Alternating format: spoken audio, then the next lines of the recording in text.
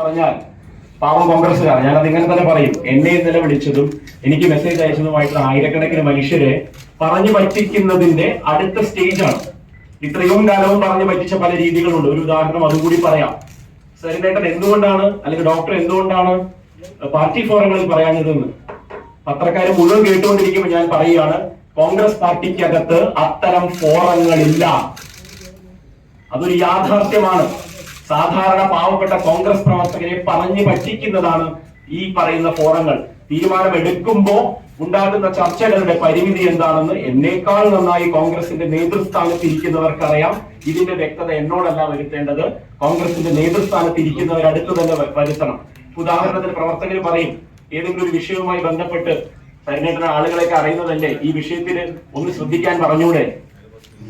അപ്പൊ അവരോട് നമുക്ക് പറയാൻ എന്ത് പറ്റും? ശ്രദ്ധിക്കാൻ പറയാം, കാര്യങ്ങൾ അവതരിപ്പിക്കാം. കാരണം അവർ പ്രതീക്ഷയോടാണ് നമ്മളോട് പറയുന്നത്. നമ്മുടെ നേതൃത്വം കേൾക്കും. അവർക്ക് കേൾപ്പിക്കാൻ പറ്റുന്ന ഒരാളിലേക്ക് അവരെത്തുന്നു, അതിനുശേഷം അയാൾ അത് തൊട്ട് മുകളിലേക്ക് എത്തിക്കുന്നു എന്നുള്ളതൊക്കെയാണ് അവരുടെ പ്രതീക്ഷ. പക്ഷെ